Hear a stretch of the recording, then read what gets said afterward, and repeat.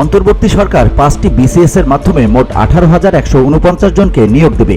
এর মধ্যে ক্যাডার পদে 12,710 জন এবং নন ক্যাডারে 5,439 জন। রোববার সচিবালয় জনপ্রশাসন মন্ত্রণালয়ের সিনিয়র সচিব মোহাম্মদ মোখলেসুর রহমান সংবাদ সম্মেলনে এ তথ্য জানান।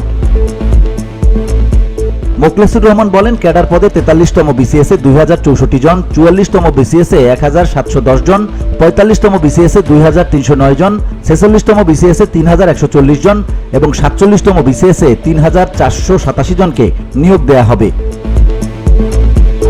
মোহাম্মদ মোখলেসুর রহমান আরও বলেন, নন ক্যাডার পদে 43তম বিসিএস থেকে 642 জন, 44তম বিসিএস এর 1791 জন, 45তম বিসিএস এ 1570 জন, 46তম বিসিএস এ 1111 জন, 47তম বিসিএস এ 325 জন সহ ক্যাডার ও নন ক্যাডার পদে 18,149 জনকে নিয়োগ দেওয়া হবে। VOD Bangla news desk.